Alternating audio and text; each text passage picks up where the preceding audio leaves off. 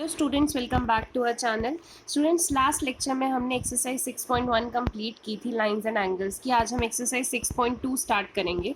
6.2 exercise आपकी based है basically angles पे कि आपने एंगल्स फाइंड आउट करने हैं। इसमें प्रूविंग वाले क्वेश्चंस कम हैं। सो पहले देख लेते हैं एंगल्स फाइंड आउट करने के लिए। फर्स्ट क्वेश्चन देखते हैं।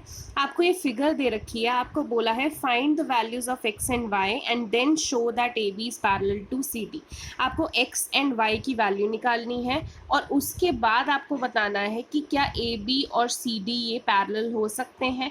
ठीक है, तो प्रूव करना है आपको। तो देख लेते हैं इसका सॉल्यूशन। तो आपके पास ये फिगर दे रखी है।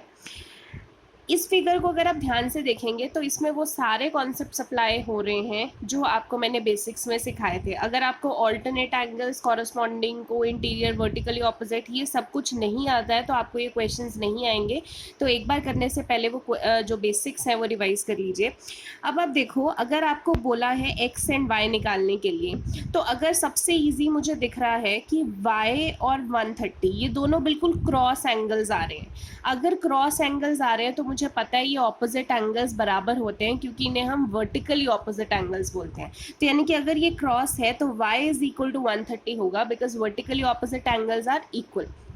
सो यही स्टार्टिंग से लिख लेते हैं। y तो स्टार्टिंग में ही पता लग गया, y is equal to 130 vertically opposite angles. ठीक है, अब दूसरा आपको दिख रहा है कि ये दोनों एंगल साथ साथ में हैं और एक ही लाइन पे लाई कर रहे हैं। जब एक ही लाइन पे दो एंगल साथ साथ में लाई कर रहे होते हैं तो उन्हें बोलते हैं लीनियर पेयर। तो मैं लिख सकती हूँ ए ई जी और ए ई एच, ये दोनों एंगल्स जो हैं प्लस करके 180 बनता है लीनियर पेयर।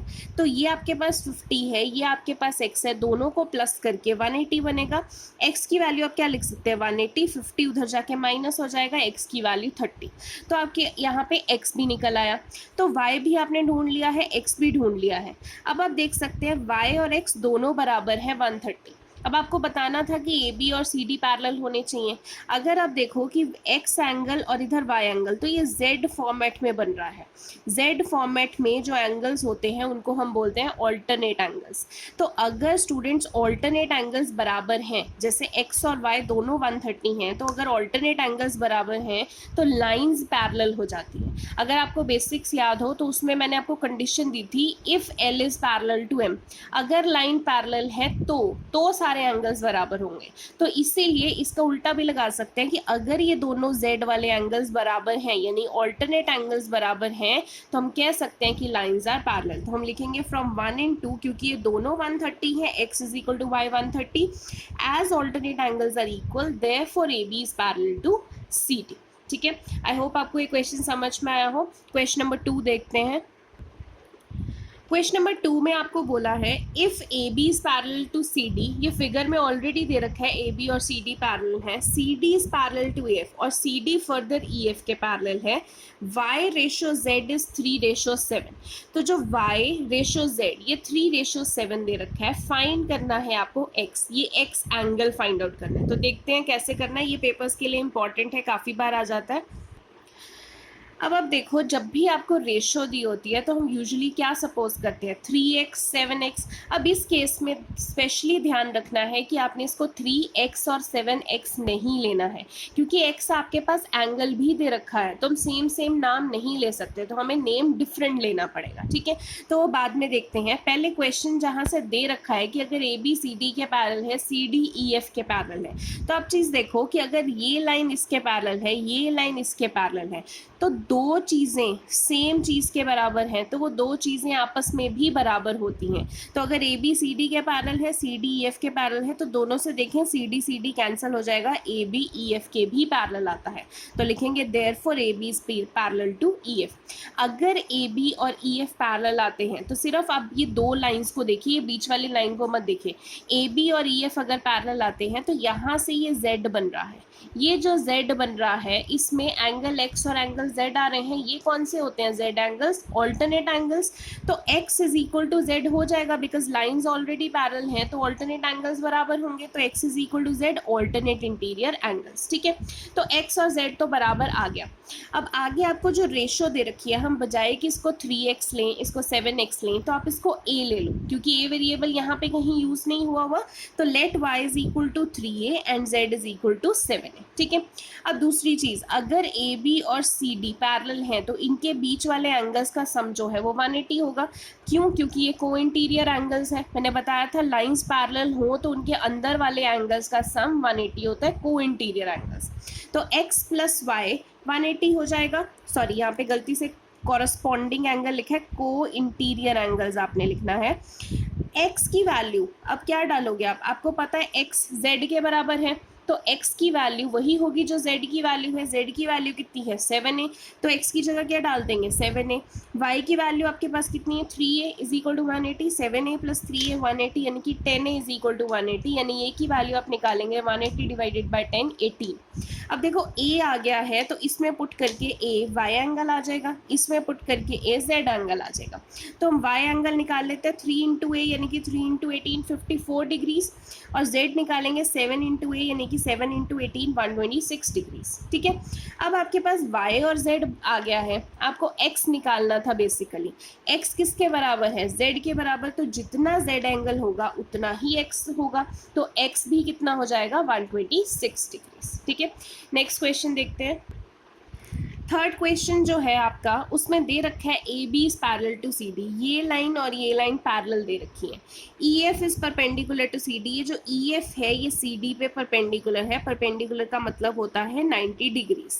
जी ई डी एंगल 126 दे रखा है, यहाँ से यहाँ तक जी ई डी ये 126 डिग्रीज दे रखा है। आपको ये एंगल्स निकालने, ठीक है, ये क्वेश्चन भी काफ़ी बार आता है पेपर में, देख लेते हैं कैसे करना है इसको।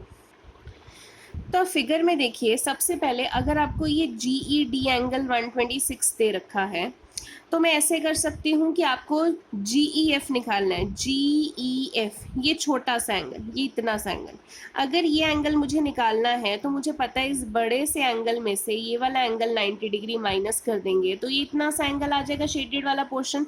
तो हम वही करेंगे। आपके पास जी ई एफ कैसे निकालते हैं, जी ई डी में से डी ई एफ माइनस कर देंगे, बड़े एंगल जी ई डी में से डी ई एफ ये छोटा वाला 90 डिग्री माइनस कर देंगे, तो 126 माइनस 90 36, यानी कि इतना सा एंगल आपके पास क्या आ गया, 36 डिग्री। ठीक है, ये एंगल निकल गया।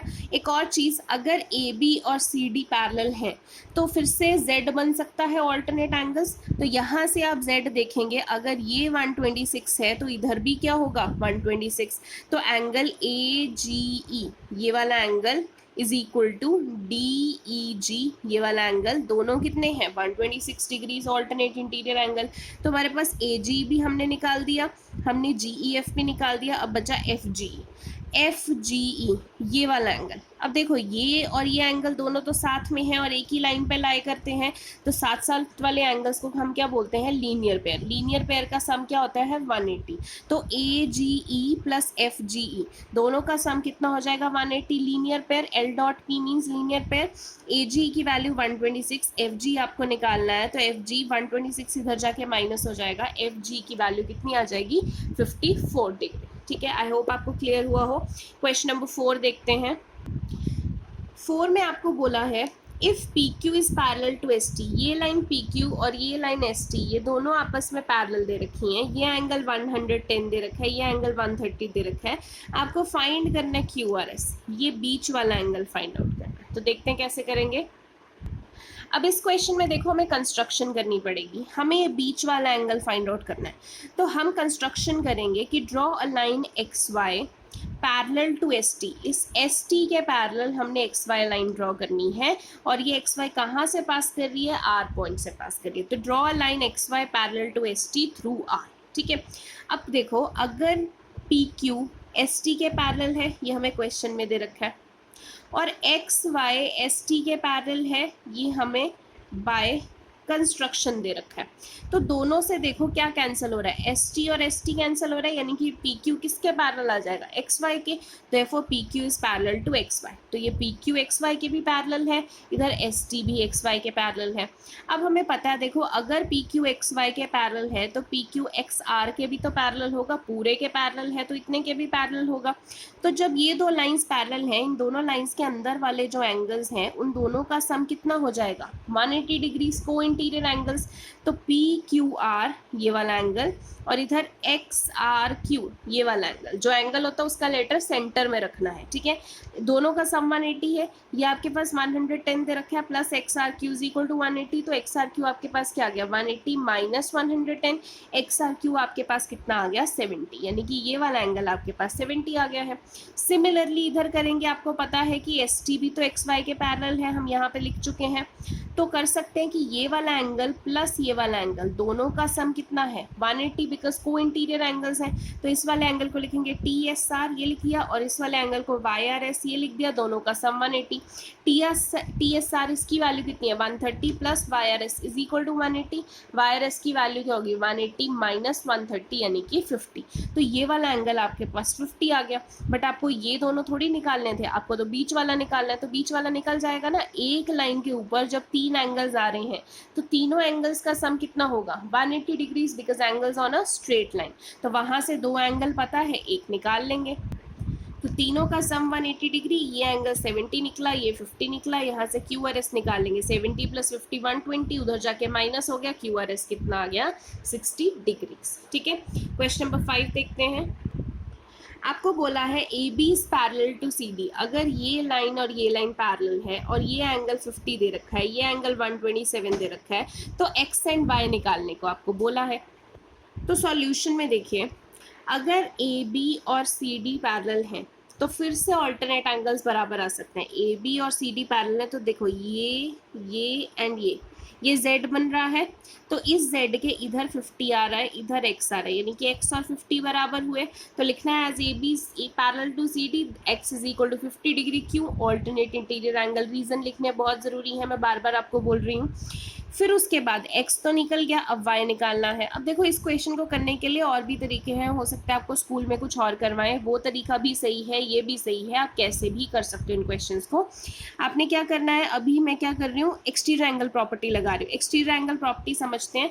देखो, जैसे आपको बोला हुआ है कि ये आपके पास ट्राइंगल है, इस ट्राइंगल के बाहर वाला जो एंगल होता है वो ऑपोजिट दो एंगल्स के सम के बराबर होता है। मतलब अगर ये एंगल 1 है और ये एंगल 2 और एंगल 3 है, तो angle 1 is equals to 2 plus 3 के बराबर होगा। तो वही हमने यहाँ पे करना है इस ट्राइंगल में। आप यहाँ पे लिख सकते हैं इन triangle P Q R triangle में ये जो एक्सटीरियर एंगल है 127, ये किसके सम के बराबर होगा, y प्लस एक्स के बराबर। तो y प्लस एक्स तो हमने निकाल लिया 50, लिखना क्या है, exterior angle is equal to the sum of opposite to interior angles, ठीक है। लिखा हुआ है ना P R D is equal to X plus Y, sorry इसको यहाँ पे आप लिख लो P Q R, in triangle P Q R, फिर लिखना है एंगल पी आर डी। ये पी आर डी किसके बराबर है, एक्स प्लस वाई के बराबर है। पी आर डी की वैल्यू कितनी है 127, यहाँ पे y की वैल्यू y है, x की वैल्यू कितनी है 50, तो y निकाल देंगे 127 माइनस 50, y की वैल्यू कितनी आ जाएगी 77 डिग्रीज, ठीक है।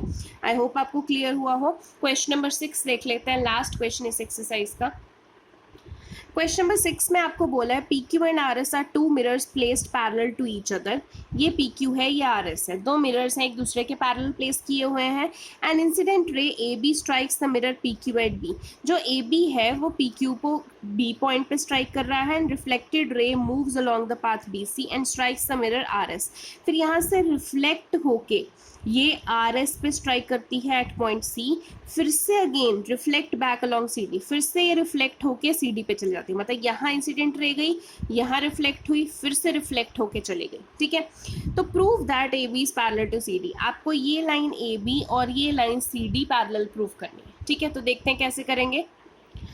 सो इस क्वेश्चन में आप कंस्ट्रक्शन में पहले यहाँ पे लिख लेना कि कंस्ट्रक्शन आपने की है, draw B Q perpendicular to P Q and P C perpendicular to इस पे आर एस पे, ठीक है, ये आपने कंस्ट्रक्शन किया है। ये जो बी क्यू है ये पी क्यू पे परपेंडिकुलर ड्रॉ किया है, और ये जो पी सी है ये आर एस पे परपेंडिकुलर ड्रॉ किया। ठीक है, अब देखो आपने लॉज ऑफ रिफ्लेक्शन में पढ़ा होगा साइंस में कि angle of incidence is equal to angle of reflection.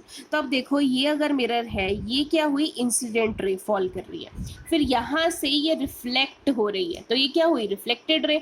तो ये वाला एंगल क्या हो जाता है हमारा, एंगल ऑफ इंसिडेंस, और ये वाला एंगल क्या हो जाता है, एंगल ऑफ रिफ्लेक्शन। तो आप लिख देंगे as angle of incidence is equal to angle of reflection, therefore angle 1 और एंगल 2 बराबर आ जाएंगे, because angle of incidence is equal to angle of reflection, bracket में भी लिख दिया है हमने। इसको फर्स्ट इक्वेशन मान लेंगे। ऐसे ही ये रे जब इस मिरर पे फॉल कर रही है तो ये तो इंसिडेंट रे की तरह एक्ट कर रही है, फिर यहाँ से ये रिफ्लेक्ट हो रही है तो ये रिफ्लेक्टेड रे की तरह एक्ट कर रही है। तो ये वाला एंगल कौन सा हुआ, फिर से एंगल ऑफ इंसिडेंट, इधर से रिफ्लेक्ट हो रहा है तो ये वाला एंगल ऑफ रिफ्लेक्शन, यानी कि angle 3 is equal to angle 4। तो angle 3 is equal to angle 4, फिर से angle of incidence is equal to angle of reflection. ये इक्वेशन नंबर 2 हो गई आपकी। ठीक है, अब आपने ये परपेंडिकुलर इस पे ड्रॉ किया, ये परपेंडिकुलर इस पे ड्रॉ किया। देखो परपेंडिकुलर्स तो कभी टेढ़े नहीं होते ना, सीधे ही होते हैं, 90 डिग्रीज पे होते हैं। तो अगर ये परपेंडिकुलर है, ये परपेंडिकुलर, तो बेसिकली ये लाइंस बिल्कुल स्ट्रेट होंगी और इनके बीच का डिफरेंस बराबर होगा। तो अगर बीच का डिफरेंस बराबर है तो मैं कह सकती हूँ कि बी क्यू और पी सी पैरेलल है। ठीक है, तो वही लिखना है, क्योंकि ये लाइंस परपेंडिकुलर हैं by construction, therefore B Q is parallel to B सी।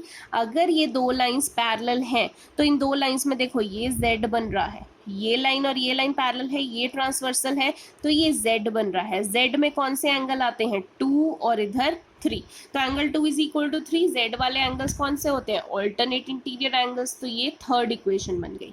अब फर्स्ट, सेकेंड और थर्ड इक्वेशन से आप देखो, अगर एंगल 1 2 के बराबर है, 2 3 के बराबर है, 3 4 के बराबर है, तो मैं कह सकती हूँ तीनों से कि चारों एंगल्स आपस में बराबर है। Angle 1 is equal to 2 is equal to 3 is equal to 4, चारों एंगल्स बराबर आ गए। अब जब चार एंगल्स बराबर हैं तो किन्हीं भी दो का सम किन्हीं भी दो के बराबर होगा, मैं लिख सकती हूँ ऐसा।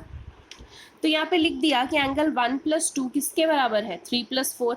अब 1 + 2 मिलके आप देखो क्या बन रहा है, 1 + 2 मिलके क्या बन रहा है, ए बी सी, ये वाला पूरा एंगल बन रहा है। 3 + 4 मिलके बी सी डी, ये वाला पूरा एंगल बन रहा है। अब अगर ये वाला पूरा का पूरा एंगल और ये वाला पूरा का पूरा एंगल बराबर है तो देखो ये z ही तो बन रहा है। z वाले एंगल्स अगर बराबर है, मतलब ऑल्टरनेट एंगल्स बराबर है, तो इस एंगल के साथ कौन सी लाइन है, ए बी, और इस पूरे एंगल के साथ कौन सी लाइन है, सी डी, तो ये भी बराबर होगी। तो वही करना है, as angle 1 + 2 is equal to 3 + 4, 1 + 2 मिलके ए बी सी बनते हैं, 3 + 4 मिलके बी सी डी बनते हैं। As these are alternate angles and are equal, ये ऑल्टरनेट एंगल्स भी हैं और इक्वल भी है। अगर ऑल्टरनेट एंगल्स इक्वल होते हैं तो लाइंस पैरेलल हो जाएंगी, therefore A B is parallel to C D. ठीक है, सो स्टूडेंट्स आई होप आज की एक्सरसाइज आपको समझ में आई हो। क्योंकि ये ज्योमेट्री है तो हम कम ही क्वेश्चंस करेंगे ताकि आपको ज़्यादा अच्छे से समझ में आए। एक एक क्वेश्चंस अच्छे से कीजिए, एक टाइम पे एक ही एक्सरसाइज हम कंप्लीट करेंगे, बहुत ज़्यादा नहीं है कि आपका ख़त्म नहीं होगा। तो प्लीज़ इसको प्रैक्टिस करके ही करिए, कॉपी करके मुझे प्लीज़ सॉल्यूशंस मत भेजिए, अदरवाइज़ आप ही का नुकसान है, आपको ज्योमेट्री नहीं समझ में आएगी। और 9th में मैक्सिमम ज्योमेट्री है, अगर आपको अच्छा स्कोर करना है, बिना ज्योमेट्री के आप 9th में अच्छा मार्क्स स्कोर नहीं कर सकते। तो बेटर है कि अभी से कम ही क्वेश्चन हैं, 6 क्वेश्चन हैं एक लेक्चर में या 5 क्वेश्चंस एक लेक्चर में, उनको अच्छे से करिए।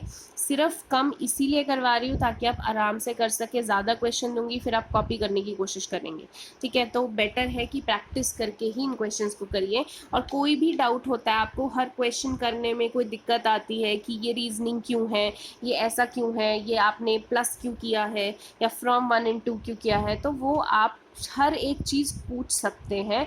अगर नहीं पूछेंगे तो क्लियर नहीं होंगी चीज़ें, ठीक है। ये मत सोचिए कि ये कैसा डाउट है, जैसा भी डाउट है आप पूछिए, आई विल रिस्पॉन्ड बैक।